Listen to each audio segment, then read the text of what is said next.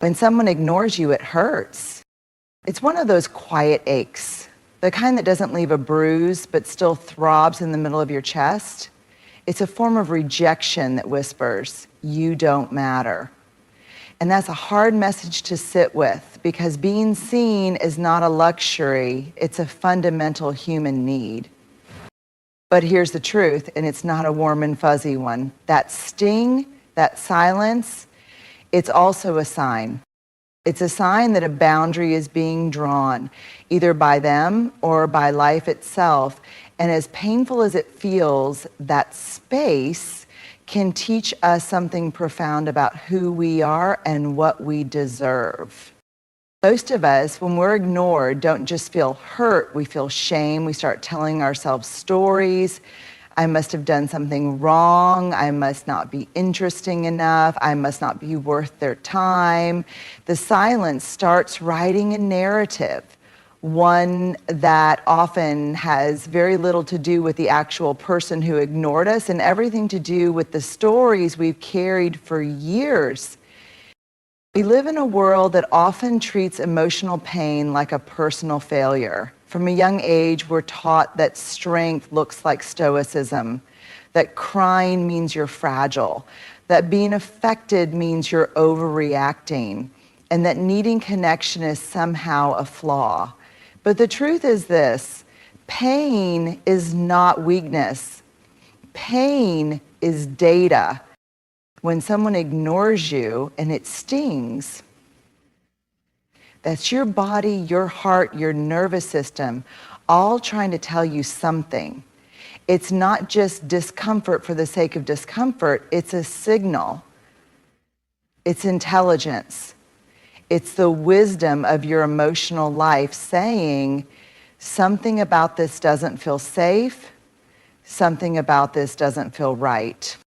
But instead of listening to that data, many of us go straight into shame. We think, why does this bother me so much? I should be over this. I should be tougher. We internalize the pain as a defect, as if the ache itself means we're doing something wrong. But what if we flipped that narrative? What if instead of judging the pain, we got curious about it? What if we asked, what is this trying to tell me? Where does this pain connect to an older wound I haven't healed? Is this pain about the present, or is it echoing something much deeper? See, pain doesn't make you broken. It makes you human. And more than that, it makes you aware. It tells you where you care deeply. It tells you where your values are being challenged. It tells you when you're being treated in ways that violate your sense of self-worth, even if your mind hasn't caught up yet. So when someone ignores you and you feel that ache, that tightness in your chest, that lump in your throat, don't rush past it. Don't minimize it. Sit with it. Ask it questions. Listen. Because that pain might be saying, you deserve to be seen. You're tired of pretending. You don't need anything. You've been silencing your needs for too long. And here's the real magic. When we stop labeling pain as weakness, we create space for healing. We begin to trust ourselves again. We stop outsourcing our self-worth to people who can't or won't show up for us. We start using our pain not to punish ourselves, but to protect ourselves. Pain, when we honor it, becomes a compass. It points us toward unmet needs. It shows us where to draw new boundaries. It helps us become more compassionate, not just with others, but with ourselves. So no, feeling hurt doesn't make you fragile. It means you're alive. It means you care. And caring, no matter how messy or vulnerable, is never weakness. It's courage in its purest form. Being ignored is more than just silence. It's psychological static. It's not just the absence of a text, the unanswered call, the quiet walk past you in the hallway. It's what that silence awakens inside of us. And for many of us, that silence is deafening because it reactivates something much older, much deeper, our shame stories. Let's talk about shame for a minute. Shame isn't the same as guilt. Guilt says, I did something bad. Shame says, I am bad. It's that corrosive, quiet voice that whispers, you're not enough, you never were, and you never will be.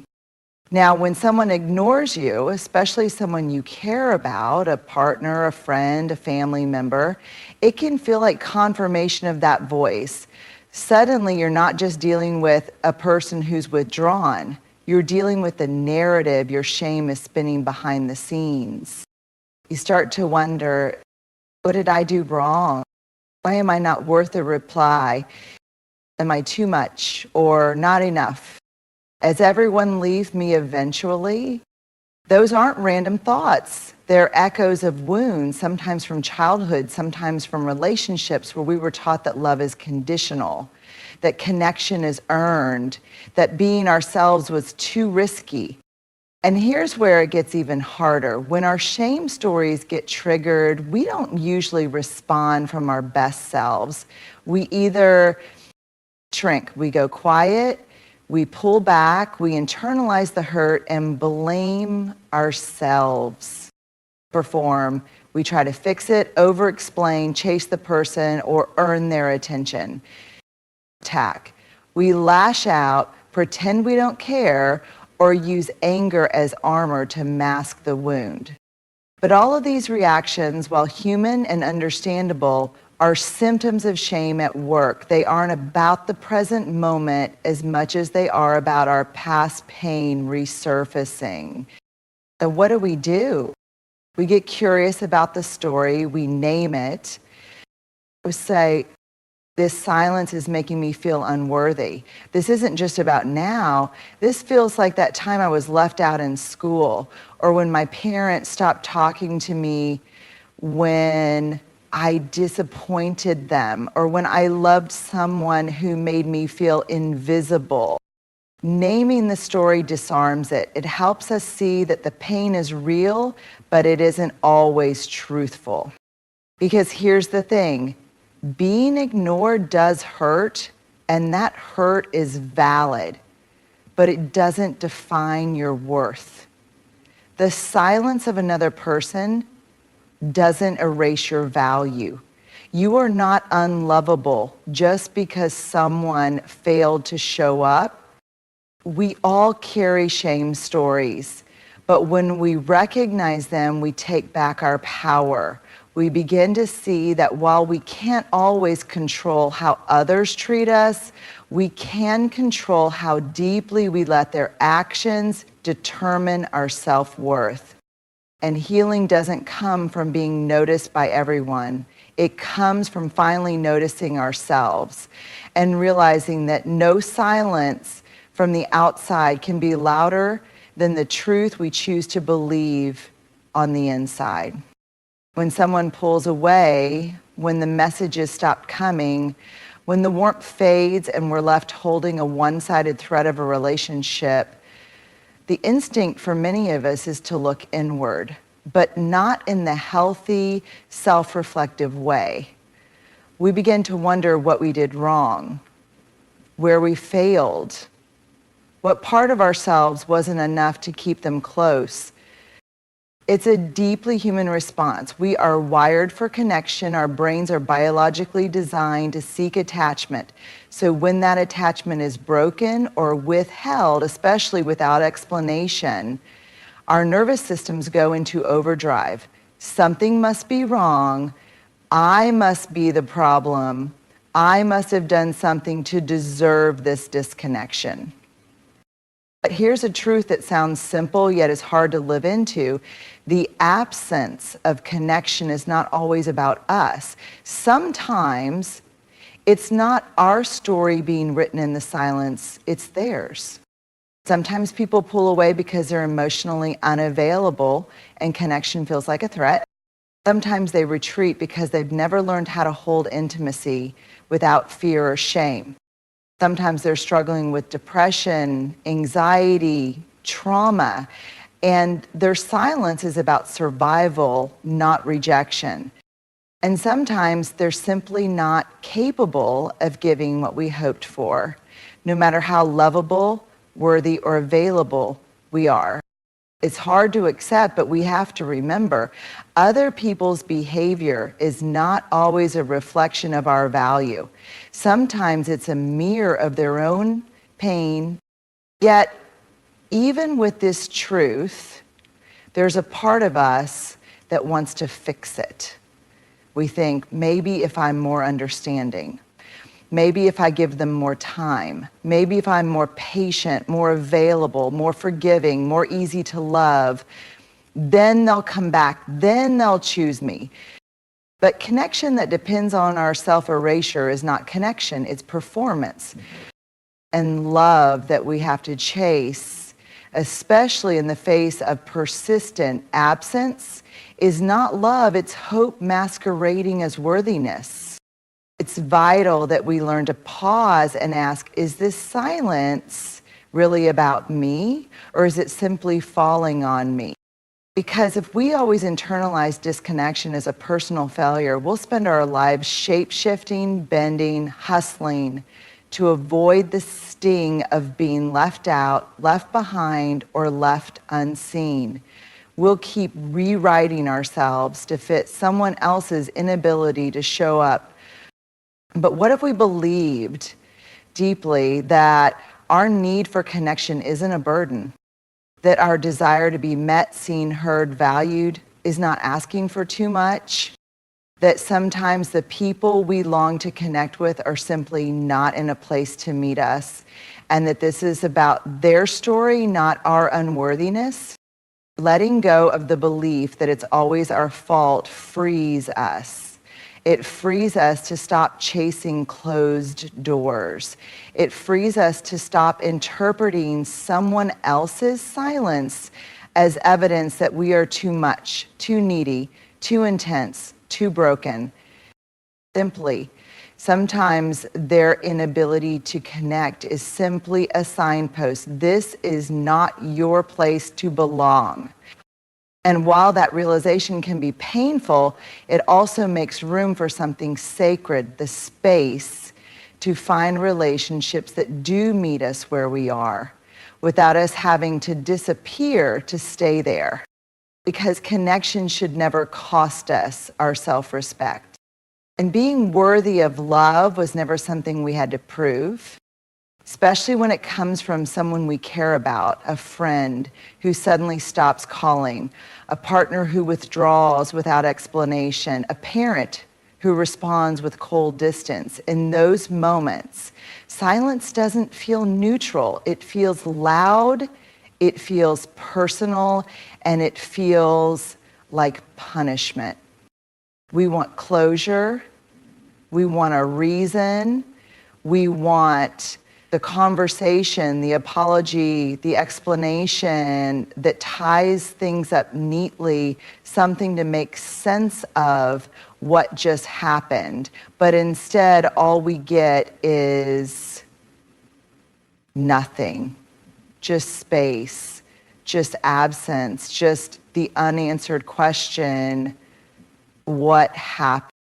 It's in that void that our minds spiral. We fill in the gaps with our worst fears. We overanalyze the last text, the last conversation, the moment their tone changed or their energy shifted. We wonder if we were too much, too emotional, too needy, too something.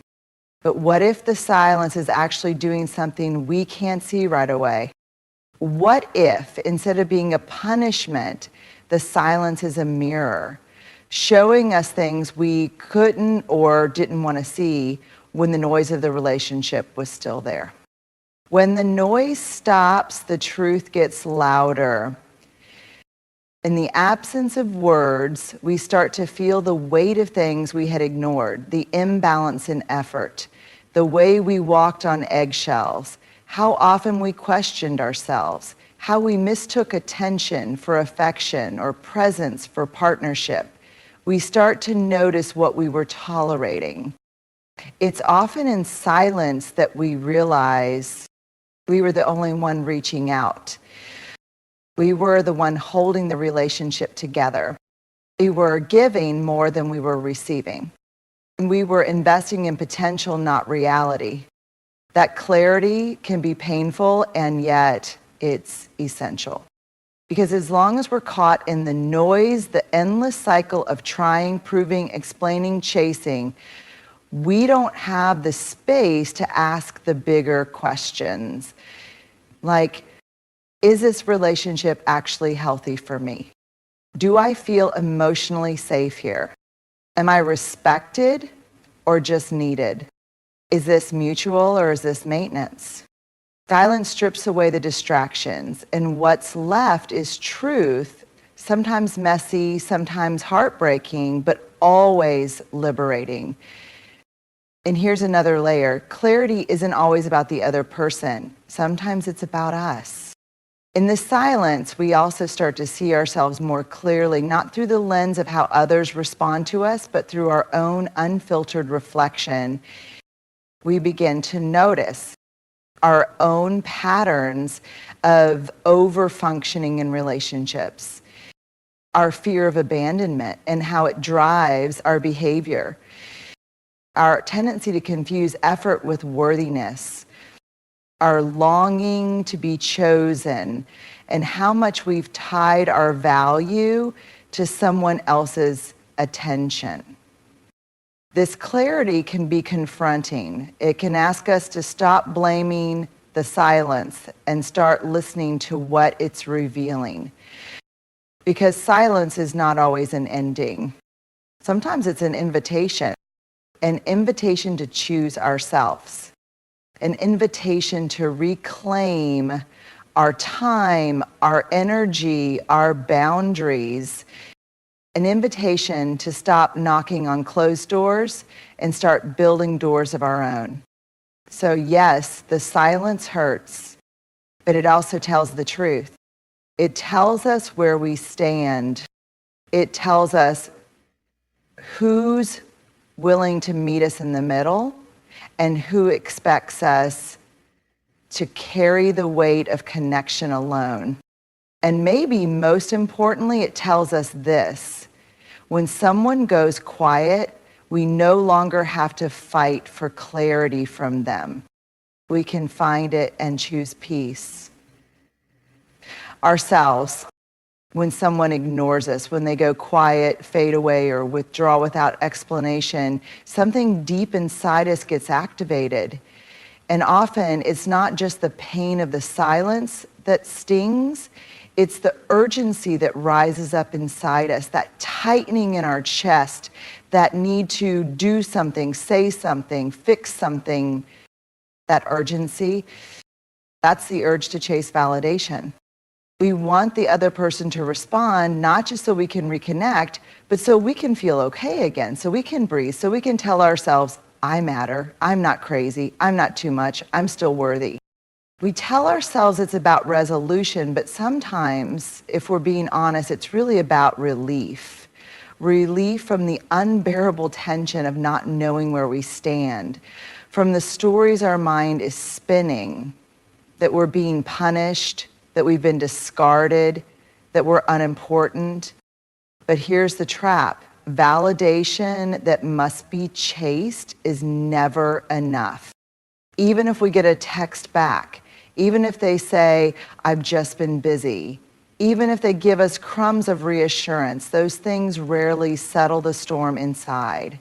Because deep down we know the truth. If we had to chase it, beg for it, or prove we deserved it, it was never real safety to begin with.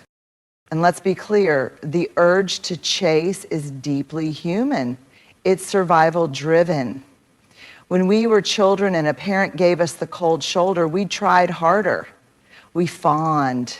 We became more pleasing, more accommodating. That's how many of us learned love. Perform well, be good enough, stay small, and maybe, just maybe, they won't leave. So when we're ignored now as adults, that old wiring kicks in. We feel that familiar ache and we move fast to soothe it. We over-explain, we send one more message, we replay conversations, we reach for anything that might make us feel in control again. But what we're really doing in those moments is abandoning ourselves. We make their attention the currency of our self-worth. We make their silence louder than our inner knowing. We ask someone else to tell us who we are when that answer was always ours to give. And here's the painful but liberating truth. Validation that you have to chase will never heal what's hurting. Because the real wound isn't the silence, it's the belief that we're only lovable if we're chosen by someone else. The real work is learning to stay with ourselves in the silence, to say, this hurts, and I don't need to contort myself to make it stop. We reclaim our power when we resist the urge to earn love. We heal when we stop proving and start honoring. We grow when we notice the old pattern rising and we pause instead of pursuing. Validation that is freely given is beautiful, but validation that we have to beg for is not connection, it's captivity. And we deserve more. So if you find yourself aching to send that message, to explain just one more time, to chase someone who keeps stepping back, take a breath. Put your hand over your heart and remember, I don't have to chase to be worthy. I don't have to convince someone to value me. I don't need their yes to validate my enoughness. Because the truth is, we don't need to be chosen by everyone. We need to choose ourselves, especially when others won't.